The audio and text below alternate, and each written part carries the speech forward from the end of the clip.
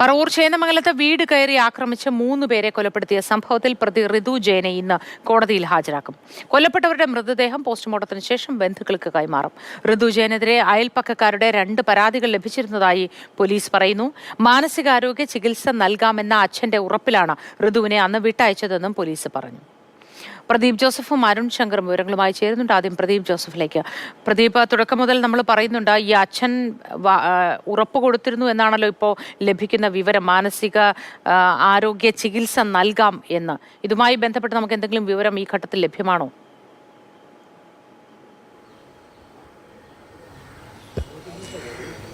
മോത്തി, ചേന്നമംഗലത്തിനടുത്ത് പേരേപ്പാടത്ത് ഇന്നലെ വൈകിട്ട് 6 മണിയോടുകൂടിയാണ് നാടിനെ നടുക്കിയ ഈ അരും കൊല നടന്നത്. 3 പേരാണ് കൊല്ലപ്പെട്ടത്.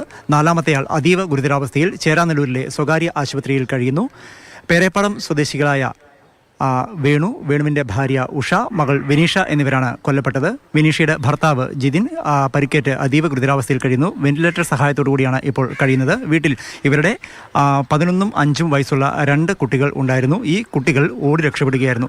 തൊട്ട് അടുത്തുള്ള വീട്ടിലെ തന്നെ ഋതു എന്നയാളാണ് ഇത്തരത്തിൽ അതിക്രമം നടത്തിയത്. ഋതു ഇപ്പോൾ വടക്കേക്കല പോലീസ് സ്റ്റേഷനിലാണ് ഉള്ളത്. നേരത്തെ മുതൽ തന്നെ ഒരു ക്രിമിനൽ സ്വഭാവം കാണിച്ചിരുന്ന, അല്ലെങ്കിൽ സ്വഭാവ വൈകല്യം കാണിച്ചിരുന്ന ആളായിരുന്നു ഋതു എന്നാണ് നാട്ടുകാർ ഉൾപ്പെടെ പറയുന്നത്. ഇയാൾക്കെതിരെ മറ്റ് 4 കേസുകൾ കൂടിയുണ്ട്. കൂടാതെ ഒരു പ്രത്യേക സ്വഭാവം പുലർത്തുന്ന ആളായിരുന്നു. നമുക്ക് ഈ ദൃശ്യത്തിൽ കാണാം, തൊട്ട് ചേർന്ന് നിൽക്കുന്ന, അല്ലെങ്കിൽ മുഖാമുഖം നിൽക്കുന്ന 2 വീടുകളാണ് ഇത്. ഇതാണ് കൊല്ലപ്പെട്ട വേണുവിൻ്റെ വീട് എന്ന് പറയുന്നതാണ് ഈ കാണുന്ന വീട്. ഈ വീടിൻ്റെ നേരെ എതിർവശത്ത് ഈ കാണുന്നതാണ് ഈ കേസിൽ അറസ്റ്റ് ചെയ്യപ്പെട്ടിരിക്കുന്ന ഋതുവിൻ്റെ വീട്. അതായത് മുഖാമുഖം നോക്കി നിൽക്കുന്ന 2 വീടുകൾ. എന്നും ഏത് സമയവും വീടിന് പുറത്തേക്ക് ഇറങ്ങിയാൽ കാണാവുന്ന 2 വീട്ടുകാർ. ഏതാണ്ട് 2 വർഷം മുൻപാണ് വേണുവും കുടുംബവും കരിമ്പാടത്ത് നിന്ന് ഇവിടേക്ക് താമസം മാറ്റിയത്. ഈ കിണറിൻ്റെ റിങ്ങുകളും മറ്റും ഇറക്കുന്ന ജോലി ചെയ്യുന്ന ആളായിരുന്നു വേണു. ഭാര്യ വീട്ടമ്മയാണ്. മരുമകൻ ജിതിൻ കുറച്ചു കാലം വിദേശത്തായിരുന്നു. പിന്നീട് ആരോഗ്യപരമായ പ്രശ്നങ്ങളെ തുടർന്ന് തിരിച്ചെത്തി. ഇവിടെ ഭാര്യ വീട്ടിലായിരുന്നു അദ്ദേഹം തൽക്കാലം താമസിച്ചിരുന്നത്. ഇതിനിടയിലാണ് ഇത്തരത്തിലൊരു ദുരന്തമുണ്ടാകുന്നത്. അതേസമയം ഇന്നലത്തെ ഈ ഒരു പ്രകോപനത്തിന് കാരണം എന്താണ് എന്ന് വ്യക്തമല്ല. നേരത്തെ വേണുവിൻ്റെ വീടിൻ്റെ ഗേറ്റ് തല്ലിപ്പൊളിച്ചതുമായി ബന്ധപ്പെട്ട് ഋതുവിനെതിരെ വേണു പരാതി നൽകിയിരുന്നു. അതിലുള്ള വൈരാഗ്യമാണോ അതോ മറ്റെന്തെങ്കിലും പെട്ടെന്നുണ്ടായ പ്രകോപനമാണോ ഇന്നലത്തെ അതിക്രമത്തിന് കാരണമെന്നത് വ്യക്തമായിട്ടില്ല. ഇപ്പോൾ ഒരു നാട്ടുകാരിയുടെ പ്രതികരണമുണ്ട്. അതുകൂടി കേട്ട ശേഷം നമുക്ക് അരുൺ ശങ്കറിൽ നിന്നും കൂടുതൽ വിവരങ്ങൾ തേടാം. വേറെ നല്ല ആൾക്കാരാണ്, ഒരു കുഴപ്പമില്ലാത്ത ആൾക്കാരാണ്.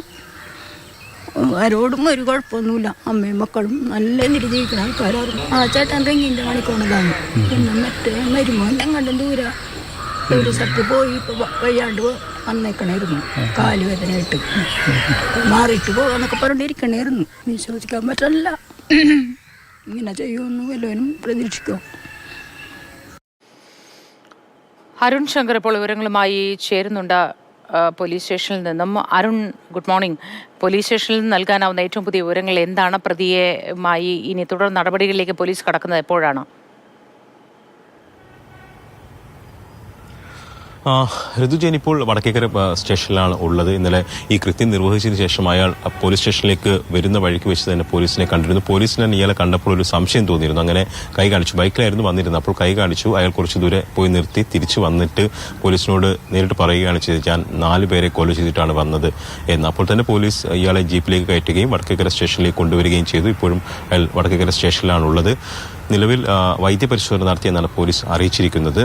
ഒരു തരത്തിലുള്ള പ്രശ്നങ്ങളും, അതായത് മാനസിക പ്രശ്നങ്ങളൊന്നും ഇയാൾ പ്രകടിപ്പിക്കുന്നില്ല. വളരെ ശാന്ത സ്വഭാവക്കാരനായിട്ട് തന്നെയാണ് സെല്ലിൽ കഴിയുന്നത്. ഇയാളെ സംബന്ധിച്ച് മുൻപും ഈ പ്രദേശവാസികൾ 2 സ്ത്രീകളുടെ പരാതി ലഭിച്ചിട്ടുണ്ട് എന്നുള്ളതാണ് പോലീസ് അറിയിക്കുന്നത്. കഴിഞ്ഞ നവംബറിലായിരുന്നു ഇയാളുടെ ശല്യത്തെക്കുറിച്ചുള്ള പരാതി വന്നത്. അന്ന് ഇയാളെ വിളിച്ചു വരുത്തി. അതോടൊപ്പം ഇയാളുടെ അച്ഛനും പോലീസ് സ്റ്റേഷനിലെത്തിയിരുന്നു. അന്ന് ഋതുവിന് മാനസികാരോഗ്യ ചികിത്സ നൽകാമെന്ന അച്ഛൻ്റെ ഉറപ്പിന്മേലായിരുന്നു ഇയാളെ വിട്ടയച്ചിരുന്നത്. അതിനുശേഷമാണ് ഇത്തരത്തിലൊരു കൊലപാതകം ഇയാൾ നടത്തിയിരിക്കുന്നത്. എന്തായാലും പ്രതിക്ക് മാനസികാരോഗ്യ പ്രശ്നങ്ങളുണ്ട് എന്നുള്ളത് പോലീസിന് അറിയാമായിരുന്നു എന്നാണ് അതിൽ നിന്ന് വ്യക്തമാകുന്നത്. പക്ഷേ ഇത്തരം കേസുകളിൽ പോലീസിനും ചില നിയന്ത്രണങ്ങളുണ്ട്. കാരണം ഒരു മാനസികാരോഗ്യ പ്രശ്നമുള്ള ഒരാളെ നേരെ ജയിലിൽ പിടിച്ചിടുക എന്നുള്ളത് പോലീസിനും അസാധ്യമായ കാര്യമാണ്. അയാൾക്ക് ചികിത്സ ഉറപ്പാക്കുക എന്നത് മാത്രമാണ് ഒരു വഴിയായിട്ടുള്ളത്. പിന്നെ ഇത്തരം തീവ്രമായ കുറ്റകൃത്യങ്ങൾ നടക്കുമ്പോഴാണ് അവർക്ക് കുറച്ചുകൂടി നിയമത്തെ ഉപയോഗിക്കാൻ കഴിയുന്നത്. എന്തായാലും സെല്ലിൽ കഴിയുന്ന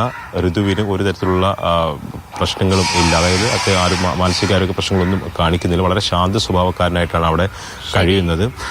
10 മണിക്ക് ശേഷം ഇയാളെ പ്രതി കോടതിയിൽ ശാന്ത ഹാജരാക്കുന്ന സ്വഭാവക്കാരനായി കാര്യത്തിൽ ഇപ്പോൾ സെല്ലിനുള്ളിലുണ്ട് എങ്കിൽ പോലും പോലീസ് ഒരു ഉറപ്പിന്മേലാണ് അന്ന് വിട്ടത് എന്നാണ് നമുക്ക് മനസ്സിലാക്കാൻ കഴിയുന്നത്. മാനസിക ആരോഗ്യ ചികിത്സ നൽകാമെന്ന് അച്ഛൻ ഉറപ്പ് പറഞ്ഞിരുന്നു എന്നാണ് പറയുന്നത്. അങ്ങനെയെങ്കിൽ ഇത്രയും പ്രശ്നങ്ങളുള്ള പ്രതിക്ക് മാനസിക ആരോഗ്യ ചികിത്സ നൽകുന്നുണ്ടോ എന്നത് ഉറപ്പ് വരുത്തേണ്ടിയിരുന്നു പോലീസ്.